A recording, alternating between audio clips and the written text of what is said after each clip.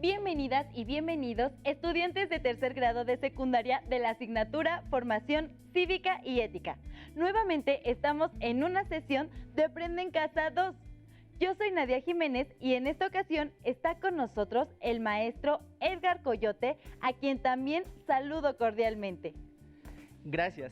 Es un gusto compartir contigo este espacio. A ustedes, estudiantes de tercer grado de secundaria, les saludo de nuevo y agradezco que nos acompañen en esta sesión titulada Organizarse para la Libertad. El propósito de esta lección es analizar el papel del Estado y la ciudadanía en la vigencia y garantía del derecho a la libertad de las personas. ¿Están listas y listos para aprender y ponerlo en práctica? Es importante participar en las actividades que se proponen a lo largo de la sesión. Para ello, les recomendamos tener un cuaderno, lápiz o bolígrafo a la mano, además de su libro Formación Cívica y Ética, para anotar las ideas principales, preguntas y reflexiones que surjan a partir del tema. Las alumnas y alumnos que tienen discapacidad visual preparen sus hojas Leyer, su punzón y regleta. Antes de comenzar, no olviden que las medidas de higiene son de gran importancia y debemos mantener acciones como el lavado de manos, el uso de gel antibacterial y la utilización de cubrebocas, ya que son indispensables para cuidarnos y cuidar a nuestras familias. Es común escuchar en las noticias o leer en los periódicos que se habla de ciudadanía. Entiendo que se trata de una condición que tienen las y los habitantes de un país. Y para el mejor funcionamiento de la democracia es muy importante su participación en las decisiones colectivas. Pero, ¿cuál es la importancia que tiene ejercer el derecho a la libertad para que la democracia funcione? ¿Cómo se puede ejercer el derecho a la libertad? Eso que dices es correcto, Nadia. Las y los ciudadanos tienen derechos reconocidos por los estados y los llevan a la práctica. La ciudadanía se refiere a un sentido de pertenencia a una comunidad. También está relacionada con la participación en los asuntos públicos de un país o comunidad. Las y los ciudadanos tienen derecho a participar en los asuntos públicos del país, también a ejercer su libertad. El derecho a la libertad está reconocido en el artículo 1 de la Constitución Política de los Estados Unidos Mexicanos, cuando menciona: queda prohibida toda discriminación motivada por origen étnico o nacional, el género, la edad, las discapacidades, la condición social, las condiciones de salud, la religión, las opiniones, las preferencias sexuales, el estado civil o cualquier otra que atente contra la dignidad humana y tenga por objeto anular o menoscabar los derechos y libertades de las personas. Maestro, pero las y los estudiantes aún no tienen mayoría de edad, por tanto no se les reconoce aún sus derechos como ciudadanos. ¿Pueden ser libres aún así? Como saben, la libertad es un derecho que posees desde que existen. Ahora mismo lo ejercen, desde un modo más autónomo y activo que cuando eran infantes, aunque también tienen como punto de referencia los aprendizajes y las experiencias que les han transmitido sus padres, familiares, docentes, amigas y amigos, etc. Pero son ustedes quienes deciden qué hacer y de qué manera, es decir, cómo ejercer su libertad, lo cual conlleva responsabilidades. Cuando pensamos en los derechos de las y los ciudadanos, también estamos pensando en los derechos humanos, pero recuerden que son distintos. Mientras los derechos políticos se atribuyen a aquellas personas que tienen la mayoría de edad, los derechos humanos se reconocen para todas las personas, independientemente de su ciudadanía. Así que estamos hablando de dos tipos de derecho: los derechos humanos, que corresponden a todas las personas, y los derechos que corresponden en exclusiva a las y los ciudadanos, según se menciona en el artículo 34 de nuestra Constitución. Ahora bien, para ser efectivos los derechos humanos, deben estar plasmados en leyes que obliguen a las autoridades a garantizar su cumplimiento. Las leyes deben permitir hacer efectivo el derecho a la libertad. De otro modo, es responsabilidad de las y los ciudadanos participar en la vida pública para que la libertad sea respetada. y para que las leyes se puedan mejorar, siempre para tener mayor libertad. La libertad implica diversos significados. Es un derecho reconocido en tratados y documentos internacionales y en la Constitución Política de los Estados Unidos Mexicanos, aunque esto se puede precisar para comprenderlo mejor. La libertad es parte de la vida humana. Siempre tomamos decisiones, hacemos o pensamos cosas de acuerdo con nuestra voluntad, aunque también debemos reconocer que desde los primeros días de vida comenzamos a aprender a regular el comportamiento. Convivimos con normas, hábitos o tradiciones que ofrecen límites a la voluntad. Después sucede lo mismo con las leyes. Así es que el ejercicio de la libertad está relacionado con el reconocimiento de las normas y leyes que hay en la sociedad. Por ello, podemos decir que cada quien es responsable de sus actos, porque usamos el libre albedrío para decidir entre diversas opciones. Por esta razón, conviene que desarrollen un pensamiento crítico y reflexivo que les permita decidir en libertad con base en los siguientes puntos. 1. Crear pautas de comportamiento que correspondan a las convicciones y los valores propios. 2. Convivir armónicamente con base en la justicia, el respeto a la dignidad humana y la solidaridad. 3. Reflexionar sobre las motivaciones de la propia conducta. 4. Prever las consecuencias de la propia conducta. El ejercicio de la libertad es fundamental en el desarrollo integral, puesto que permite aprender a expresarte, escuchar, dialogar, usar la creatividad y participar en la búsqueda de soluciones de manera colaborativa o individual. Maestro, ¿la libertad está sujeta a limitaciones? La libertad, como cualquier otro derecho, está sujeta a limitaciones externas e internas. Las primeras se refieren a la vida en sociedad, en la cual las personas no pueden hacer todo lo que quieran o desean porque están sujetas a límites que impone la misma sociedad, que se organiza y rige por normas, leyes, tradiciones y costumbres que hacen posible la vida en sociedad. Si bien tenemos el derecho de ejercer la libertad, también tenemos el deber de respetar la libertad, la dignidad humana y los derechos de las y los demás.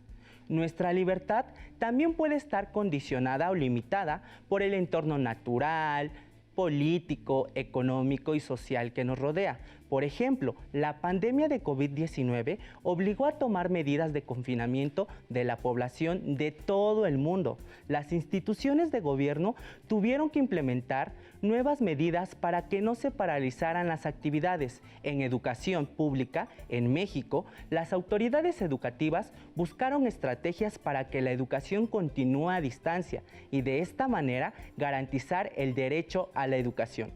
Las limitaciones internas son las que cada una y uno de nosotros trazamos e imponemos, independientemente de las normas reglamentarias.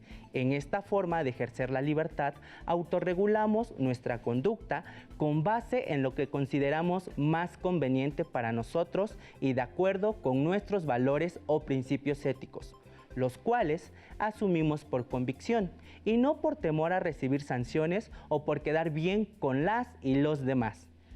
Muy bien, maestro, así parece más claro.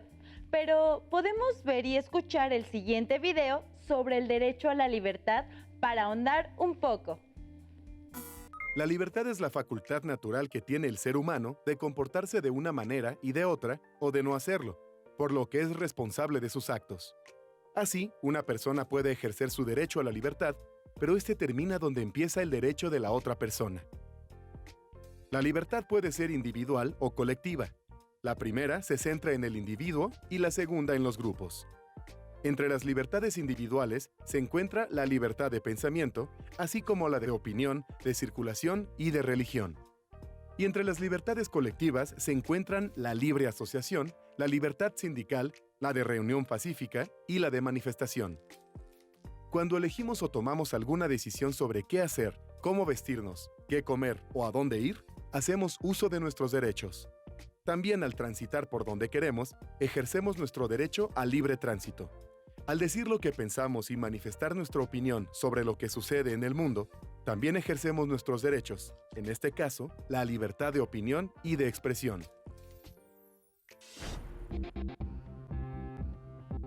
Primero hablaría con mis padres y les explicaría las razones, el por qué me gustaría practicar ese deporte.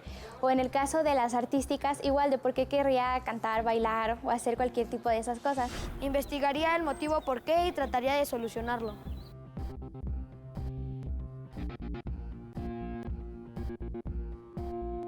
Pues en vez de ir al cine o al parque nos reuniríamos en una casa y si no me dejarían salir por videollamada o mensaje.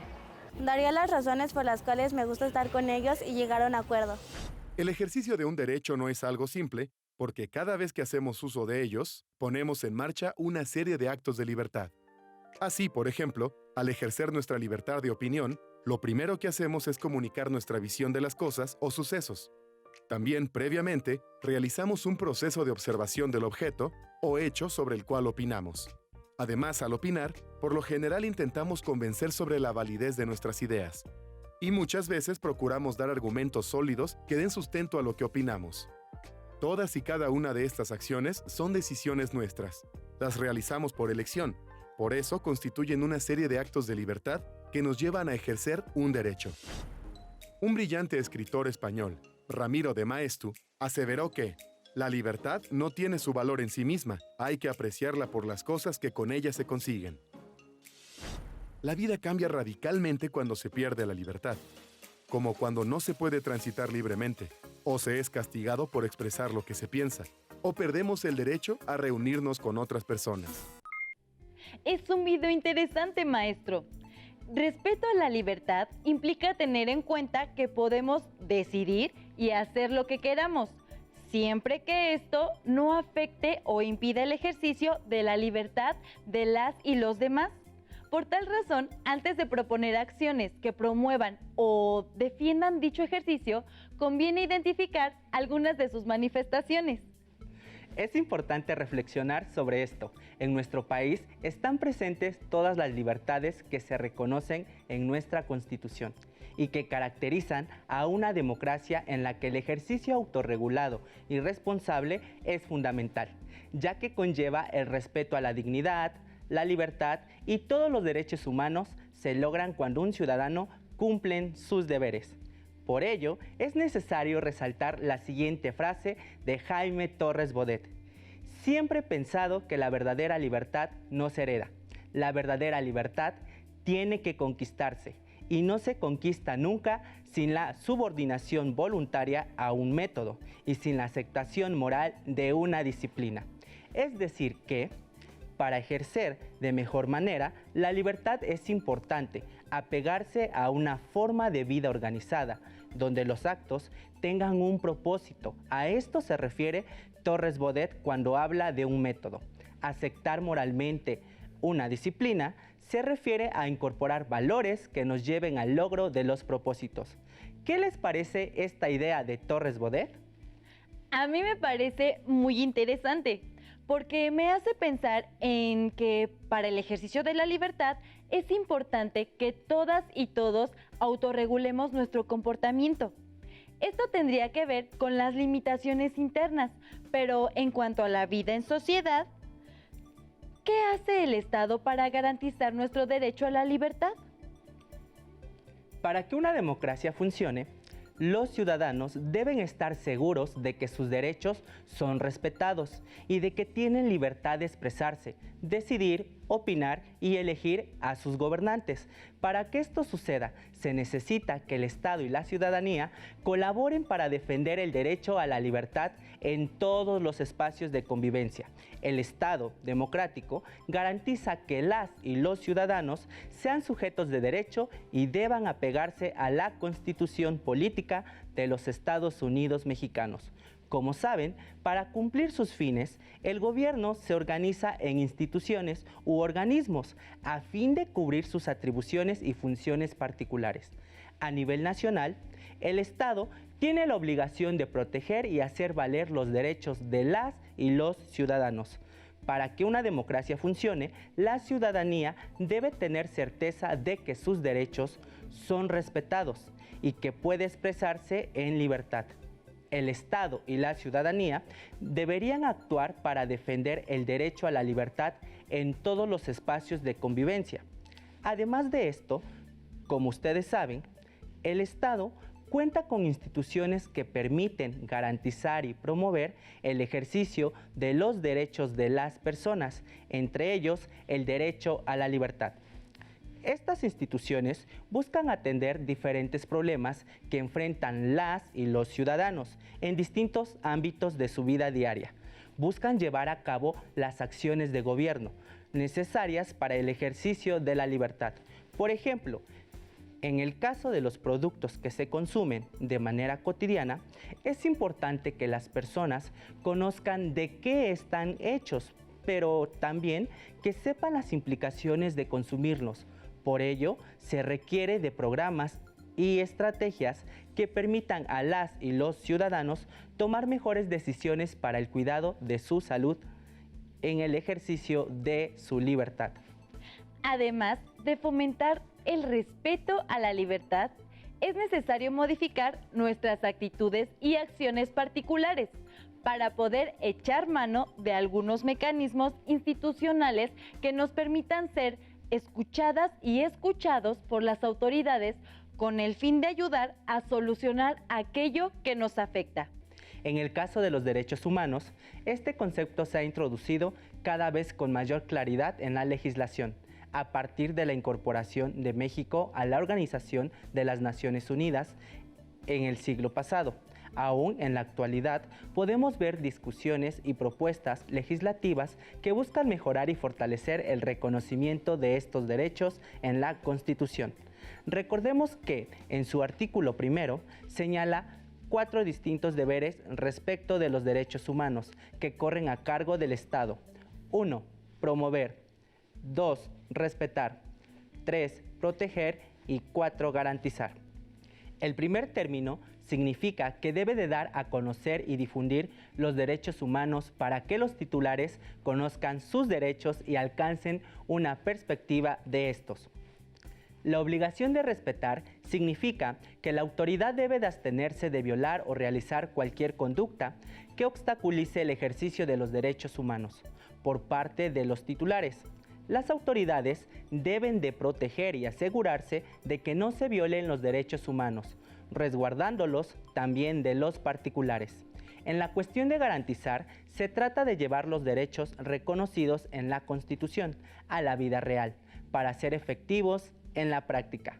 Ahora, como usted nos ha explicado, maestro, hay diferentes instituciones que fueron creadas desde hace mucho tiempo para atender las necesidades de las y los ciudadanos y las responsabilidades del gobierno.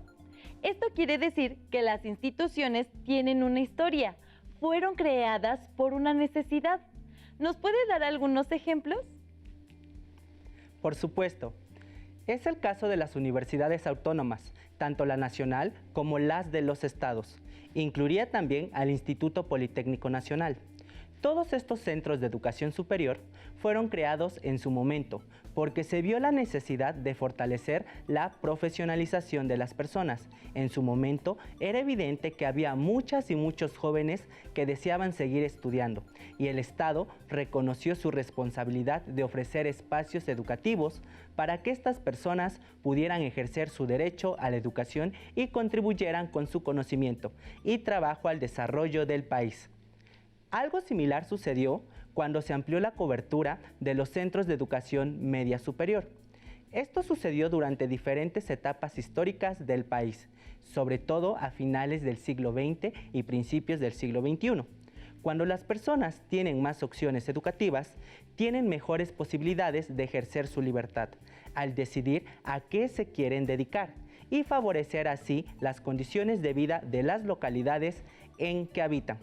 La cobertura de las escuelas de nivel medio superior y superior en el país aún enfrentan diversos retos, pero en la historia del país se han dado diferentes esfuerzos para garantizar este derecho. También está la Comisión Nacional de los Derechos Humanos, fundada en 1992, originalmente como la Dirección General de Derechos Humanos. Es la principal entidad gubernamental de México encargada de velar por los derechos humanos, especialmente por las violaciones por parte de funcionarios públicos o del Estado. Muy bien, maestro. Estas instituciones tienen la obligación de garantizar los derechos de las personas, cada una en su ámbito de competencia. Seguramente las y los estudiantes conocen otros casos. Por ejemplo, para prevenir y erradicar la discriminación en el país, para tener más claridad sobre la manera en que deben actuar las instituciones, sugiero que analicemos el siguiente caso. Emilia acaba de llegar a una localidad pequeña y desea inscribirse a la escuela. Ella tiene una religión distinta a la de la mayoría de las y los compañeros de la escuela. Estudiantes y familiares se enteran de que tiene una religión diferente y por eso se oponen a que la inscriban en la escuela.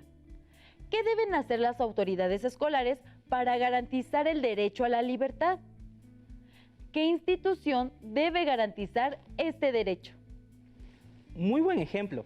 Las y los directivos deben respetar el derecho a la educación y reconocer la libertad de culto. Si no lo hicieran, la familia de Emilia debería acudir a las autoridades educativas o, en su caso, a instancias competentes para prevenir y erradicar la discriminación.